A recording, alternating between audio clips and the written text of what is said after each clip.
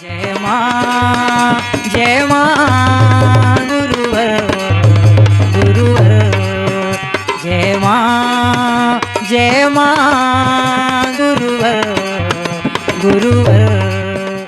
माँ हर कण कण में व्याप्त है। आवश्यकता है कि सिर्फ महसूस करो कि हम माँ के पुत्र हैं, हम माँ के अंश हैं।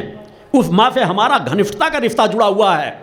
आवश्यकता है हम जो भटक गए हैं उस भटकाव की यात्रा को दूर करके हम सही मार्ग पर बढ़ जाएं। और उसके लिए आपको यहाँ से ज़्यादा सहज सरल जो मार्ग मिला है कि माँ के गुणगान को करो, अपने जीवन को परिवर्तन करो। आत्मकल्याण और जन कल्याण की प्रबल भावना अपने अंदर रखो। आत्मकल्याण और जन कल्याण की प्रबल भावना में ही आपका कल्याण छिपा हुआ है। जब आप जन कल्याण कर रहे होते हैं तब भी उसमें आपका कल्याण छिपा हुआ होता है। क्योंकि परोपकार करने से ही आपकी बुद्धि निर्मल बनी रहती है, आपकी चेतना तरंगें हमेशा प्रभावक बनी रहती हैं। जिस तरह एक ठहरा हुआ जल दूषित हो जाता है, एक प्रवाहित जल कभी दूषित नहीं होता, उसी तरह जब आप परोपकार में अपनी चेतना तरंगों को, अपने सामर्थ्य को, अपने भावों को आप परोपकार में लगाते रहते हैं तो आपकी आत्मा का श्रोता बराबर जारी रहता है। और जब आप अपने आप को सीमित कर लेते हो कि बस ठीक मेरे जीवन में समस्याएं आ गई, मैं गुरुवर के चरणों में चला जाऊंगा, माँ के चरणों में प्रार्थना हो जाऊँ कर दूंगा, बस मेरा तो कार्य चल रहा है, मैं तो माँ की आराधना भक्ति घर में कर लेता हूँ, यह सिर्फ एक ठहराव कहलाता है। क्योंकि आत्मा का सहज स्वभाव है परोपकार, लोगों को दूसरों का कल्याण, दूसरों से आत्मीयता का संबंध जोड़ना। तो उस परोपकार की भावना अपने अंदर प्रबल भाव से पैदा करने का प्रयास करो। इसलिए समाज को उस दिशा में बढ़ाने का ये मार्ग तय किया गया है कि समाज उस दिशा में बढ़ सके, वह अपना आत्मकल्याण भी कर सके और धीरे धीरे परोपकार की भावना को लेकर के चले। इसी परोपकार के परिणाम का स्वरूप ही आप लोग यहाँ बैठे हुए हो। किसी न किसी कार्यकर्ता के माध्यम से आपको जुड़ने का सौभाग्य प्राप्त हुआ, कोई न कोई ध्वनि आपको प्रेरित की, किसी न किसी ने आपको समझाया, कहीं ना कहीं से कुछ शब्द आपके कानों में पड़े और आपके जीवन में परिवर्तन होता चला गया। आप में से अनेकों कार्यकर्ता बन गए, अनेकों साधक बन गए, अनेकों मेरे समर्पित शिष्य बन गए, अनेकों धर्म योद्धा बन गए और उस दिशा में धीरे धीरे करके आप आगे बढ़ रहे हो। इस यात्रा में कोई उतावलेपन की आवश्यकता नहीं है। हर पल अपनी नींव को मजबूत करते हुए आगे बढ़ना है। दिखावे के लिए तो अगर प्रभाव पैदा किया जाए तो उसके लिए रास्ते अलग हैं। मैंने कहा मेरे लिए कुछ ज़्यादा वक्त नहीं लगेगा, अगर मैं चाहूँ तो दूसरे रास्ते के माध्यम से पूरे समाज में, पूरे विश्व में हलचल मचाने का निर्णय ले लूँ। मगर मैंने कहा यह एक यात्रा मेरे एक जन्म की यात्रा से जुड़ी यात्रा नहीं है। मैं 25-50 साल की उम्र के आधार पर आपकी यात्रा नहीं तय कर रहा हूँ कि बस आपको प्रभाव से जोड़ लूँ और यह माहौल इतना बन जाए कि हाँ एक बहुत बड़ी संस्था चले जो समाज के बीच बहुत अच्छा कार्य कर रही है। हमें समाज देखे या न देखे, हमें सिर्फ वह परम सत्ता देखती रहे और हमें वो कृपा देती रहे कि हमारे कदम जो सत्य पथ पर चल रहे हैं वो और बढ़ते रहें। हमें सिर्फ इसकी प्यास है, इसकी भूख है, इसकी कामना है। अतः केवल एक भाव हो कि हम जीवन में कुछ कर सकें। यह नाशवान शरीर है, हर पल शरीर नष्ट हो रहा है, विषय विकारों में ग्रसित होता जा रहा है। इस नाशवान शरीर का उपयोग करने के आपके अंदर आत्मा में एक तड़प बनी रहनी चाहिए। जो भी थोड़ी आपके अंदर बौद्धिक क्षमता है उस क्षमता का उपयोग करने का प्रयास करो कि मुझे अपनी पूरी क्षमता लगा करके प्रयास करना है कि मेरे अनेकों जन्म नष्ट होते चले गए, कोई न कोई अगर छोटा सा सौभाग्य मेरा बराबर बना रहा है कि उस सौभाग्य से, उस परम सत्ता की कृपा से मैं इस पवित्र धाम से जुड़ने का मुझे सौभाग्य प्राप्त हो गया, तो इस सौभाग्य में अपने इस जीवन का मैं सदुपयोग करने में सफल हो जाऊं, यह मेरा जीवन नष्ट न होने पाए। और अगर एक जीवन को मैं सदुपयोग करने में सफल हो जाऊंगा तो मेरा पतन कभी भी नहीं हो पाएगा। उस सोच में जीवन जीने का प्रयास करो, एक भाव में, चिंतनों में, निष्ठा में, विश्वास में, समर्पण में हर पल वह भाव बना रहे। क्योंकि छोटी छोटी समस्याएं आपको व्यथित कर देती हैं। आपका मन शांत होना चाहिए, शक्ति से परिपूर्ण होना चाहिए, निर्भीकता हो, निडरता हो, चैतन्यता हो, तब आपके हर पल मन में एक आनंद की अनुभूति होती चली जाएगी। उस परम सत्ता की कृपा हर पल, हर क्षण, हर जगह बरसती रहती है। आवश्यकता है कि हमारे अंदर वह प्यास हो, हमारे अंदर वह भूख हो, हम उस रिश्ते को जोड़ने के लिए तड़प हो हमारे अंदर। आपके गुरु ने भी उसी मार्ग को हर जन्म में जीवन जिया है। जब जहाँ परम सत्ता ने जिस रूप में भेजा वहाँ रहकर हर पल माँ की केवल भक्ति में ही डूबने का मैंने कार्य किया है और आज भी उसी भक्ति में बराबर डूबने का प्रयास करता हूँ। मेरे जीवन में कभी भी ठहराव आया नहीं और माँ की कृपा हर पल ही चाहता हूँ कभी ठहराव आए ही नहीं उस परम सत्ता की गहराई में डूबने के लिए। वह एक अनंत गहराई है, मगर जितना डूबते चले जाओ उतना ही आनंद प्राप्त होता चला जाएगा। शांत चित्त होकर के इन 3 दिनों के सदुपयोग करने का प्रयास कीजिएगा। आपके गुरु ने आपको चेतना तरंगों के माध्यम से जोड़ा है। मैंने केवल इससे नहीं आपके संबंधों को जोड़ा कि बस आपसे बात करता रहूं, मैं आपसे बात करूं या ना करूं, मैं अगर आपके पास बैठा भी रहूं तो मेरी चेतना तरंगें बराबर आपके बीच कार्य करती रहती हैं। मैंने इस जीवन को आपके बीच कार्य करने के तरीकों को, जो मेरे अंदर पात्रता है, जिस तरह मैं ऋषित्व का जीवन जीता हूं, उनमें मैंने कार्य करने के उस तरीकों को तय किया है, निर्णय लिया जिसको आज तक कभी किसी ने, ऐसा कोई किसी ऋषि ने निर्णय नहीं लिया। क्योंकि कोई भी अपनी उपार्जित पूंजी को दूसरों में बांटना नहीं चाहता, बांटता है तो 1 2 4 हिस्सों में। मगर आपके गुरु ने खुली छूट दी है कि मेरी चेतना तरंगे हर एक को अपनी ओर जोड़ने के लिए हर पर लालायित हैं। आवश्यकता है कि अपने हृदय में स्थान देना प्रारंभ कर दो, तुम्हारे जीवन में अपने आप परिवर्तन आता चला जाएगा। मैं आपसे चेतना तरंगों के माध्यम से संबंध जोड़ता हूं। आप किसी कोने में बैठे रहें, आश्रम में कहीं पर भी हैं, यदि आप पवित्रता के साथ, एकाग्रता के साथ आप यहाँ के लाभ लेने के भाव से हैं तो हर पल मेरी चेतना तरंगे आपके बीच कार्य कर रही होती, आपसे संबंध जोड़ रही होती। आप मुझसे कुछ बात करें या ना करें, मैं आपसे कुछ बात करूं या ना करूं। शक्ति चेतना जन जागरण शिविर में आपका आह्वान करता हूं, मेरे द्वारा आपका को यहाँ पर बुलाया जाता है। अनेकों बार आप अपनी समस्याओं के लिए आते हैं, मगर ये शक्ति चेतना जन जागरण शिविर सामान्य शिविर नहीं है। एक एक शिविर और एक एक शिविर में होने वाली आरती, जो महादिव्य महाआरती होती है, उस आरती की जितनी आरतियाँ आपके जीवन के साथ जुड़ती चली जाती हैं, यही आपके जीवन को धीरे धीरे करके रूपांतरित करती चली जा रही हैं, आपकी पात्रता को विकसित करती चली जा रही हैं। क्योंकि सब कुछ हो मगर हमारे अंदर पात्रता ना हो तो सब कुछ व्यर्थ होता चला जाता है। अतः सबसे पहले साधकों को अपने आप को पात्र बनाने का प्रयास करना चाहिए, और पात्र बनाने के लिए हर पल जो प्रारंभिक नियम होते हैं उस पर जीवन जीने का प्रयास करो। अपने घरों पर ब्रह्म मुहूर्त में जगना सीखो। ब्रह्म मुहूर्त का तात्पर्य ये नहीं मैं कहता कि आप 3 बजे रात से 2 बजे रात से ही जग जाओ, मगर प्रयास ये कर लो सूर्योदय के पहले तो जग जाओ।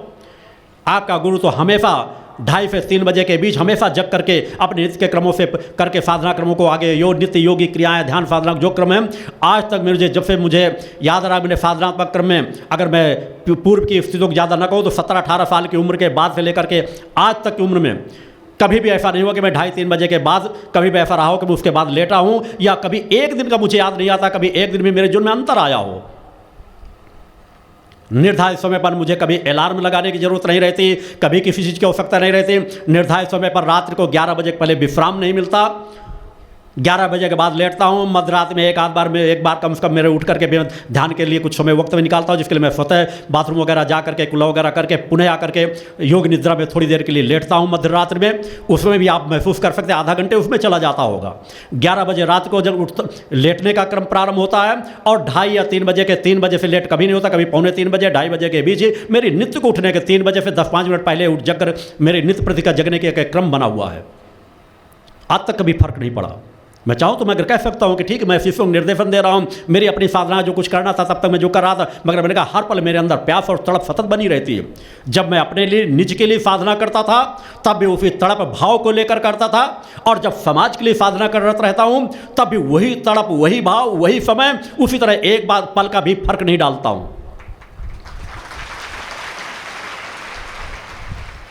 यहाँ के आश्रम के निर्माण में, कार्य करने में, या अपनी साधनाओं में हर पल एक साधक का जीवन जीता हूँ, और वैसा ही जीवन जीने के लिए आपको हर पल प्रेरित करता हूँ कि आप प्रयास करें कि आप 2:30 बजे 3 बजे नहीं जग सकते तो आप स्वतः कम से कम इस बात का संकल्प, चूँकि यह संकल्प जब तक आपके मन मस्तिष्क में स्थापित नहीं होंगे, यदि आपके अंदर कोई अवगुण है ऐसे, तो उनको दूर करने का इससे बढ़िया स्थान दूसरा नहीं प्राप्त होगा।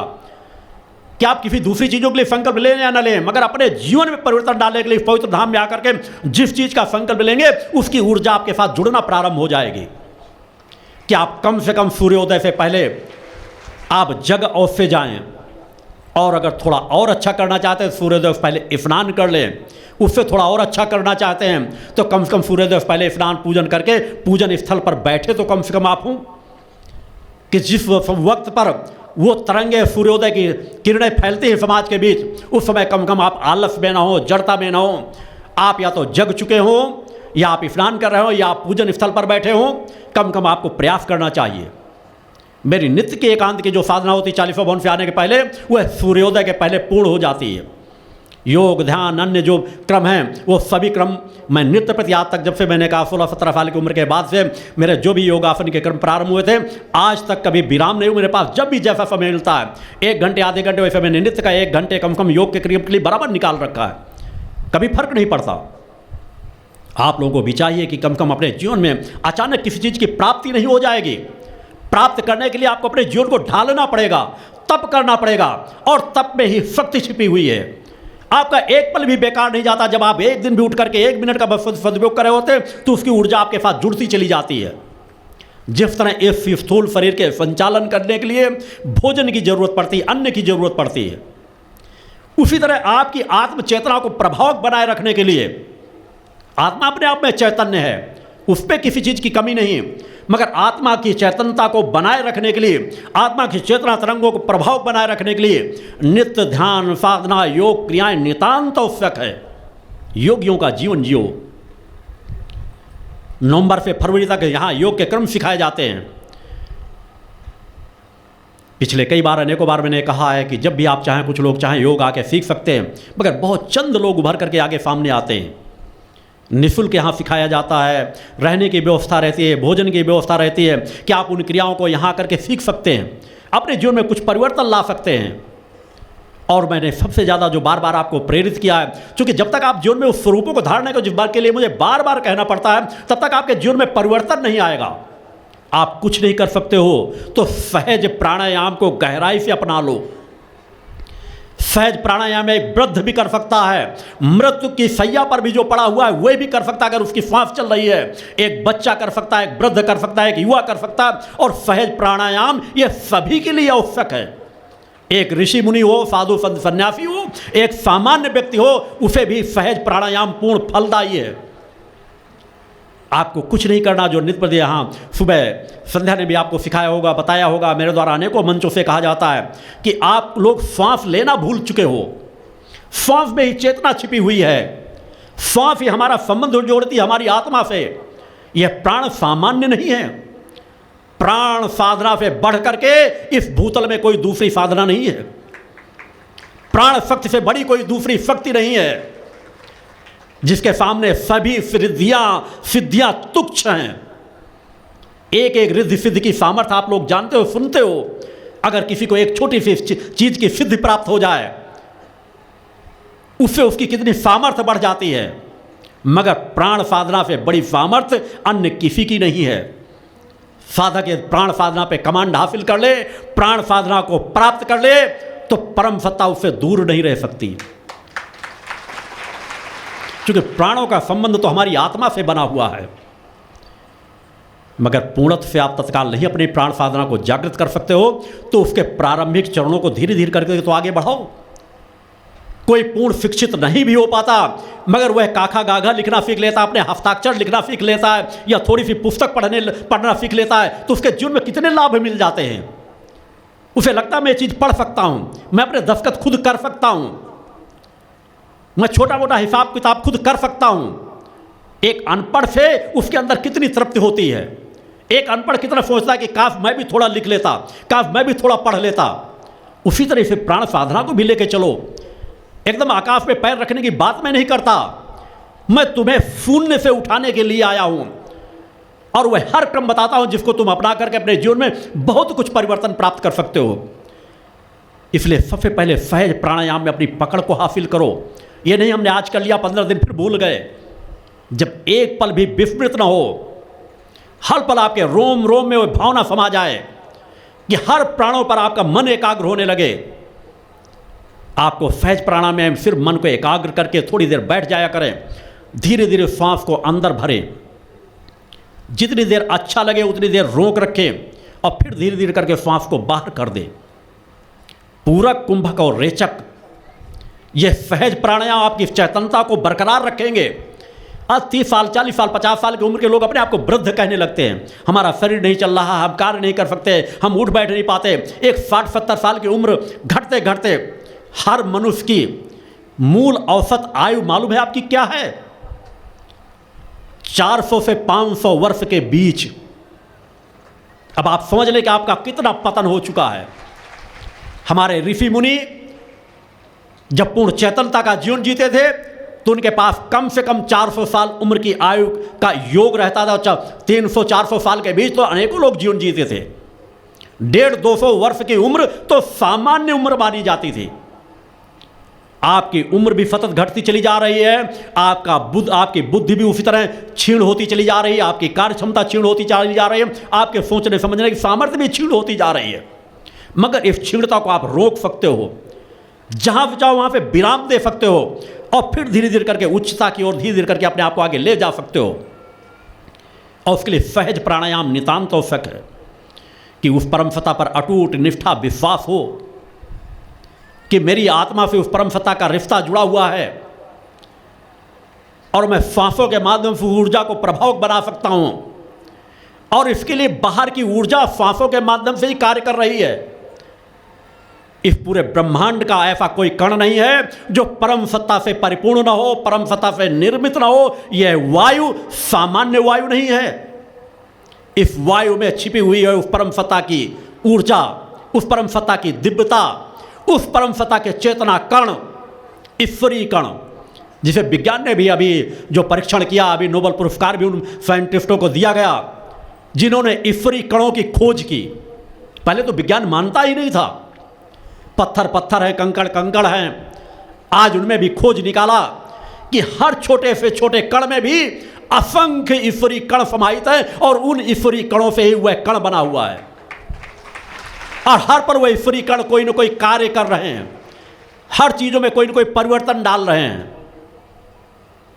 वही ईश्वरीय के असंख्य ईश्वरीय कण जब आप मन को एकाग्र करके शांत चित्त होकर के दूषित विचारों से अपने आप को दूर करके उन ईश्वरीय कणों को अपनी आत्मा से संबंध जोड़ने के लिए अंदर और बाहर करते हैं तो आपकी चेतना चैतन्य होती चली जाती है।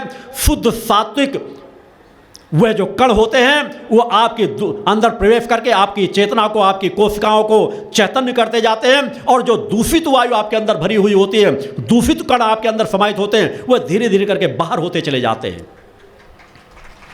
अतः आप बीमारी से ग्रसित हैं, समस्याओं से ग्रसित हैं, तनाव से ग्रसित हैं, किसी भी उलझनों में रहते हों, साधना करने में ज़्यादा आपको मन नहीं लग रहा, तो आप सहज प्राणायाम को गहराई से अपना लें। जब भी आपको समय मिला करे चलते फिरते, मगर कम से कम कुछ समय निकालें कि बैठ करके या रात के विश्राम करने के समय आप धीरे धीरे करके प्राणों को अंदर समाहित करें और धीरे धीरे श्वास को भरें निकालें, श्वास को भरें निकालें। इसका अभ्यास करते रहें। गहरी श्वास लें और धीरे धीरे निकालें। थकावट लगे तो 2-4 श्वासों को आप नॉर्मल रूप से ले लें। देखिए आपको दिव्यता मिलेगी, चेतनता मिलेगी। मात्र मेरे द्वारा कहा जा रहा है कि 1-2 महीने आप अभ्यास में लेकर के देखें, मगर ये नहीं कि हमने 2 दिन किया, 4 दिन किया फिर भूल गए। एक लगाव, एक निष्ठा विश्वास से आप करके देखें कि आपके शरीर में अलग चेतनता का संचार हो रहा होगा। आपके शरीर जो कहीं ना कहीं क्षीण हो रहा है वह शरीर कहीं ना कहीं चैतन्य हो रहा होगा। हर मनुष्य कहीं ना कहीं कमजोर सा होता जा रहा है, शिथिलता सा होता जा रहा है। ठंड का सीजन आता है तो सिकुड़ता चला जाता है, फेफड़े सिकुड़ते चले जा रहे हैं। जब एक बच्चे को देखो जो 1 साल 6 महीने का बच्चा होता है, जब वो सोता है, जब वो सांस लेता है तो उसकी छाती पेट सब ऊपर नीचे चल रहे होते हैं। और आप में जहाँ 30 साल 25 साल 30 साल की उम्र हो जाती है तो सांस पता ही नहीं चलता अंदर जा रही है या नहीं जा रही है, बस नाक का एहसास बाकी बचा है। और जिस दिन नाक का एहसास भी छूट जाता है उस दिन आपका शरीर भी छूट जाता है। फिर बाबा आपको इतना एहसास है कि हमारी सांस जा रही है आ रही है। सांस का एहसास आपकी नाभि तक होना चाहिए कि मेरी हर सांस मेरी नाभि को स्पर्श कर रही है, हर सांस मेरी नाभि से उठ करके बाहर की ओर जा रही है। कुछ समय अभ्यास करेंगे तो इसका अभ्यास आपकी पकड़ में आने लगेगा, इससे मन एकाग्र होने लगेगा। ध्यान की गहराई में डूबने के लिए प्रारंभिक स्थिति में सहज प्राणायाम नितांत आवश्यक है। अतः सहज प्राणायाम के लिए मेरे तरफ से बार बार आपको प्रेरित किया जाता है कि सहज प्राणायाम की गहराई पे डूबो। अभ्यास नवरात्र के इन दिनों से ही प्रारंभ कर लो। बैठकर समय मिलता है तब, चलते फिरते भी जब चलो तो 1-2 गहरी सांसों को ले लो। अन्यथा आपको सालों व्यतीत हो जाते, महीनों व्यतीत हो जाते, जब या तो आप कहीं ज़्यादा चल रहे होते या किसी ऊंचाई में चढ़ रहे होते हैं, आपको थकावट लगती, तब फिर आप सांस भरोगे, तब आपको सांस भरती कि हमारी पेट, हमारी छाती, हमारी सांस मांग रही है।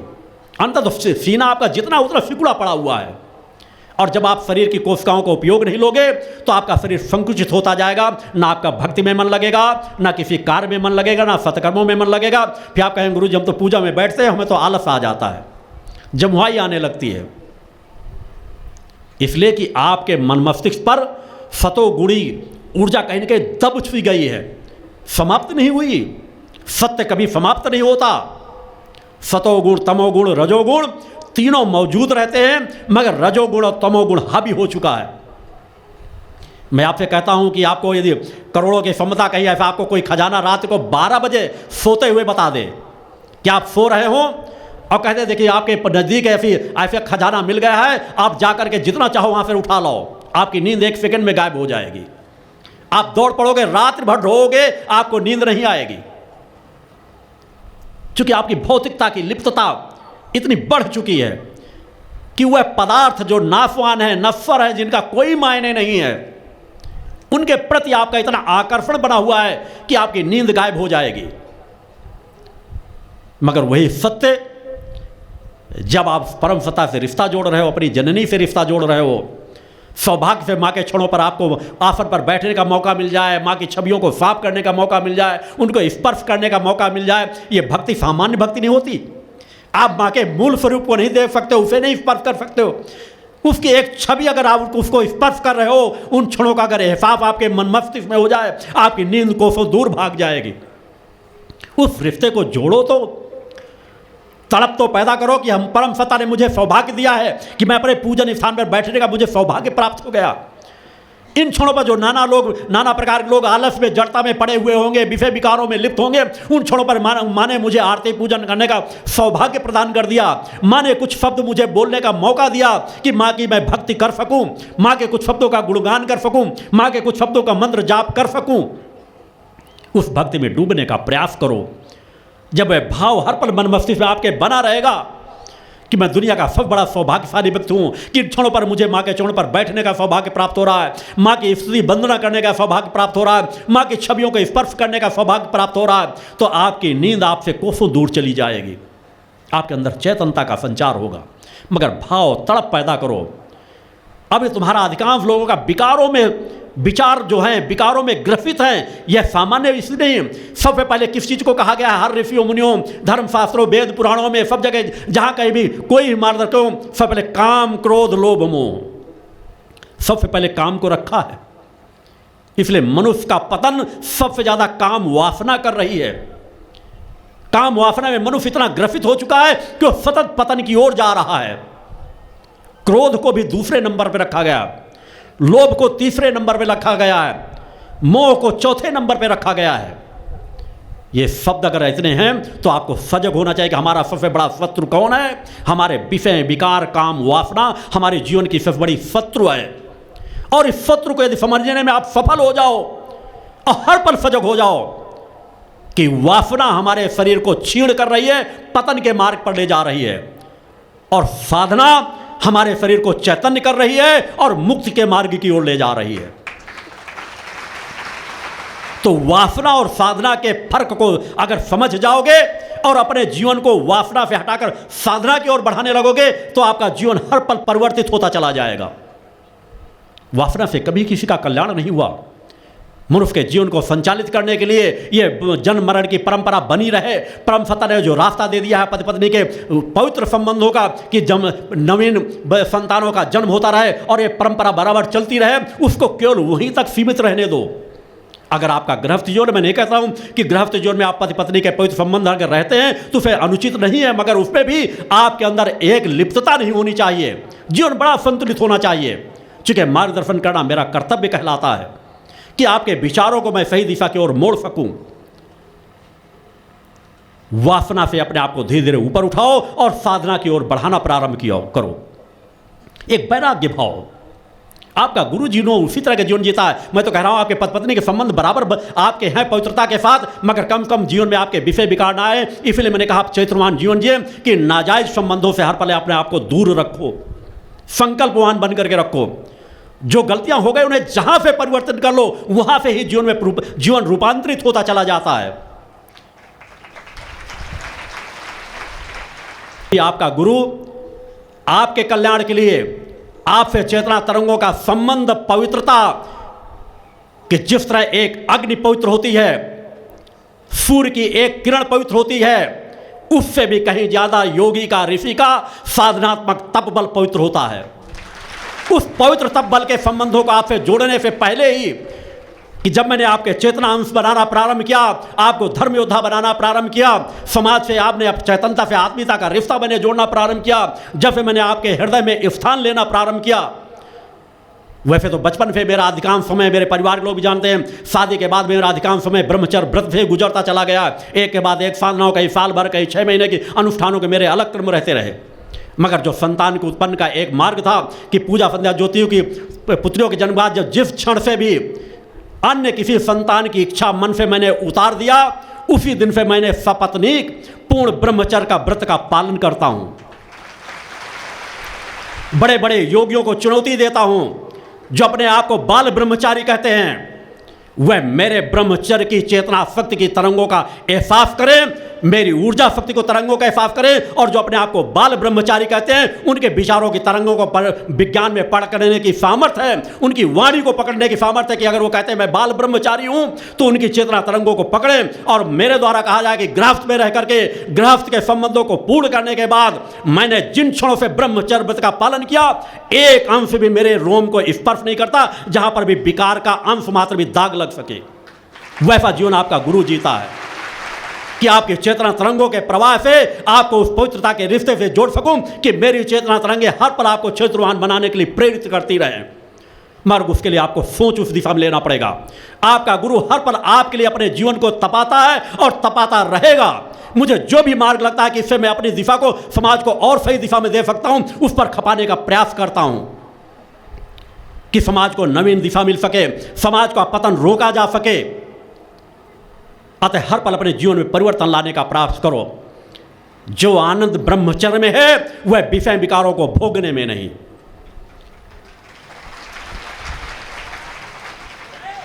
अतः कम से कम चरित्रवान बनने का संकल्प और दृढ़ करके जाना। केवल हाथ उठा देने से आप चरित्रवान नहीं बन जाओगे। मुझसे कोई बातें छिपी नहीं रह सकती। आप में से अनेकों लोग हाथ उठाकर यहाँ संकल्प का जीवन जीते हैं कि हम संकल्पवान कर रहे, नफे माम से मुक्त चरित्रवान जीवन जिएंगे, मगर उसमें भी अभी कुछ लोग गलतियां करते हैं। संकल्प वह होना चाहिए जहां पर विकल्प की कोई जगह ही ना हो। एक बार हमने गुरुवर के चरणों में संकल्प ले लिया, एक बार मां के स्तर पे हमने संकल्प ले लिया तो हमारे जीवन का अस्तित्व समाप्त हो जाए, मगर हमें कभी भी उस संकल्प में विघ्न नहीं पड़ना चाहिए। ऐसी सोच लेकर जीवन जीना चाहिए। आपके गुरु ने अपने जीवन में जब जिस चीज का संकल्प लिया, आज तक कभी वो संकल्प टूटा नहीं। अतः संकल्प के रिश्ते को आत्मा से जोड़ो। भक्ति में इष्ट और गुरु से जहां जितना प्रेम होना चाहिए उतना ही भय बना होना चाहिए। यह बात हर एक कोई नहीं कह सकता, चूंकि हर एक कहते हैं कि गुरुओं से, भगवान से भय नहीं होना चाहिए। जिस दिन भय समाप्त हुआ उसी दिन से साधक का पतन भी प्रारंभ हो जाता है। भय में ही प्रेम छिपा हुआ है। जिस दिन भय समाप्त हो जाएगा हम उसके समकक्ष अपने आप को मान लेंगे। वह पूर्ण है, हम अपूर्ण हैं। उस पूर्ण और अपूर्ण के बीच बहुत बड़ा अंतर है। अतः अगर हम अपूर्ण से पूर्ण की ओर बढ़ना चाहते हैं तो हमारे अंदर हर पल भय समाया रहना चाहिए कि हम गलतियां करेंगे तो उस पूर्ण की ओर नहीं बढ़ पाएंगे। हम जिस दिशा की ओर बढ़ रहे हैं वह हमसे छिन जाएगा, हमारा पतन हो जाएगा। इस चीज का भय हर पल मन मस्तिष्क में बना होना चाहिए कि हमारा असली सुख, हमारा आनंद उस पूर्ण की ओर बढ़ने में है, उस पूर्णता को प्राप्त करने में है, उस पूर्णता को अपने अंदर समाहित करने में है। अतः हर पल एक भय आपके अंदर होना चाहिए और प्रेम इतना अटूट कि जिस तरह एक अबोध बच्चा अपने माँ से प्रेम करता है, अपने पिता से प्रेम करता है कि दुनिया का सब सुख वैभव उसके लिए क्षीण नजर आता है, उतना अटूट प्रेम करके देखो। आपको चेतना तरंगे किस तरह कार्य आपके साथ करेंगी, आपको किस तरह शांति मिलेगी, किस तरह बड़ी बड़ी समस्याएं आपकी सामान्य बनती चली जाएंगी। मगर आवश्यकता है, मैंने उसी चीज़ की कहा, अपने आप को उस अवस्था तक लेके जाओ। पानी भी जब गर्म किया जाता है तो आग जल रही है, पानी गर्म भी हो रहा है, मगर उसमें उबाल एक निर्धारित टेम्परेचर के बाद ही आता है। आप हर व्यक्ति के अंदर चेतना तरंगे कहीं ना कहीं प्रभाव हो रही हैं, उठती हैं, गिरती हैं, चेतना तरंगे लाभान्वित करती हैं। अगर आपकी चेतना तरंगे कार्य न कर रही होती तो आप मेरे साधक बन करके, आप टीम प्रमुख बन करके, आप कार्यकर्ता बन करके, भक्ति मानव कल्याण संगठन के धर्म योद्धा बन करके आप समाज के बीच कार्य न कर रहे होते। या देवी सर्वभूतेषु शक्ति रूपेण संस्थिता, नमस्तस्यै नमस्तस्यै नमस्तस्यै नमो नमः। पंच ज्योति शक्ति तीर्थ सिद्धाश्रम, मां की कृपा और गुरुदेव की अमृतवाणी का पावन संगम। एक ऐसी पवित्र भूमि जहां मां भगवती की ज्योति हर दिल को रोशन करती है, जहां परमहंस योगीराज श्री शक्तिपुत्र जी महाराज के चरणों में बैठकर हर मन की पुकार सुनी जाती है। पंच ज्योति शक्ति तीर्थ सिद्धाश्रम, जहां हर कदम पर साधना, हर सांस में भक्ति और हर पल में जन कल्याण की सुगंध बिखरती है। आओ इस अलौकिक यात्रा में शामिल हो और देखो कैसे एक आश्रम ने करोड़ों जीवन को बदला। युगवंदनीय धर्म सम्राट, युग चेतना पुरुष सद्गुरुदेव परमहंस योगीराज श्री शक्तिपुत्र जी महाराज के पावन चरणों में कोटि कोटि नमन, वंदन और प्रणाम। उनकी कृपा से एक ऐसी पवित्र स्थली का सृजन हुआ जो तप, योग, ध्यान और साधना का स्वर्णिम केंद्र है। यह है मध्य प्रदेश के शहडोल जिले की ब्योहारी तहसील में बसा पंचज्योति शक्ति तीर्थ सिद्धाश्रम, जिसकी नींव परम पूज्य गुरुवर्श्री ने 23 जनवरी 1997 को रखी। तब से यहाँ मां भगवती की अखंड ज्योति जल रही है और 15 अप्रैल 1997 से श्री दुर्गा चालीसा का अखंड पाठ अनंत काल तक जन जन के कल्याण के लिए गूंज रहा है।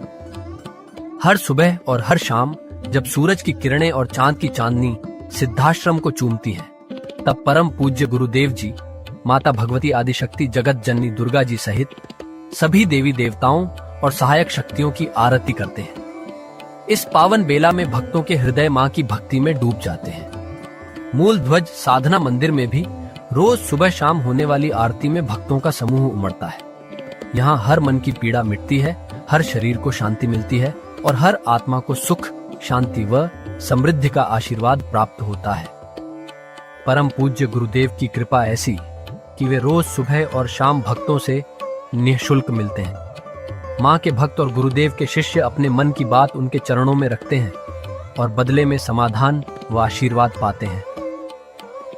अब तक 1 करोड़ से ज्यादा भक्त गुरुदेव से मिलकर उनके मार्गदर्शन से जीवन की राह पा चुके हैं। गुरुदेव की वाणी ऐसी कि सुनते ही मन में संकल्प जागता है। उनके आशीर्वाद से करोड़ों लोग नशे और मांसाहार से मुक्त होकर चरित्रवान और चेतनावान जीवन जी रहे हैं। हर दिन सैकड़ों लोग नशा छोड़ने की प्रेरणा लेने सिद्धाश्रम धाम पहुंचते हैं। पूज्य गुरुदेव के 20 लाख से अधिक दीक्षा प्राप्त शिष्य आज के अधर्म और अन्याय के दौर में भी मां की ज्योति से अपने घरों को आलोकित करते हैं। वे साधनात्मक जीवन जीते हुए आत्म कल्याण और जन कल्याण के पथ पर चल रहे हैं। क्या यह चमत्कार नहीं? सिद्धाश्रम धाम में पिछले 28 वर्षों से मां अन्नपूर्णा भंडारा चल रहा है, जहां सुबह शाम हजारों भक्तों को स्वादिष्ट और पवित्र भोजन मिलता है।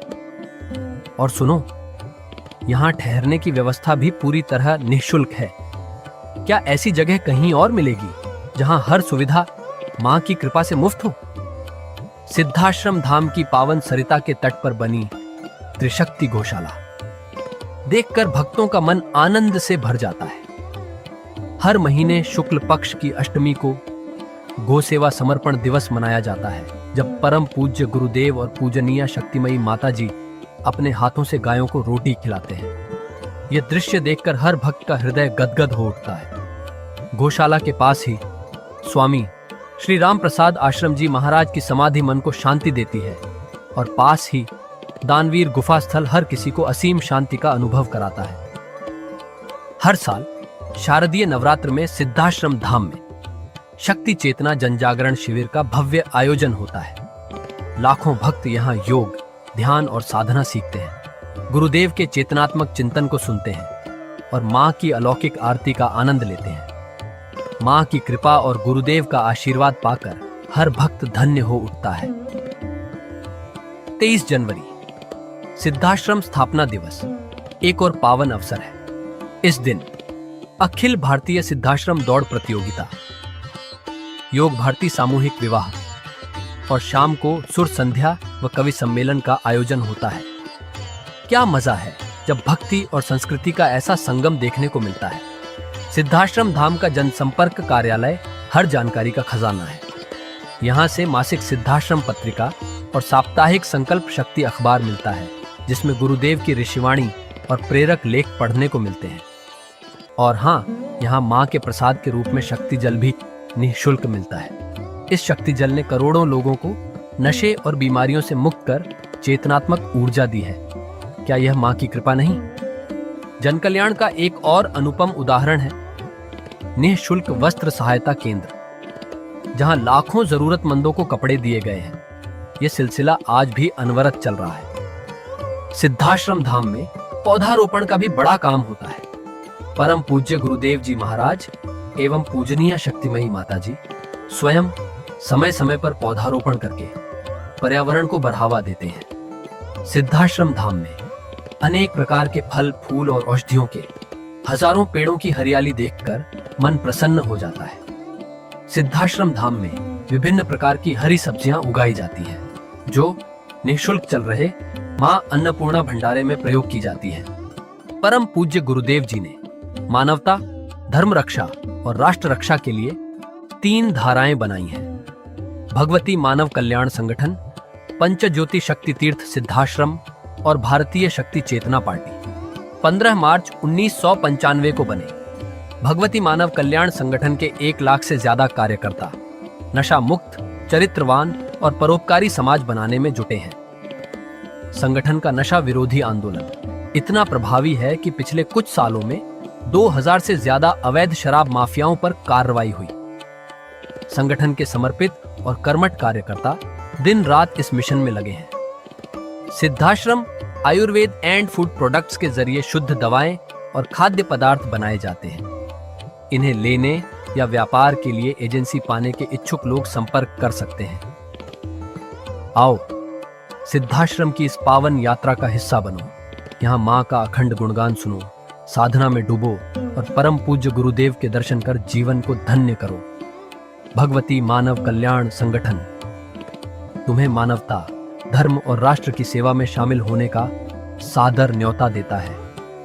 जय माता की, जय गुरुवर की।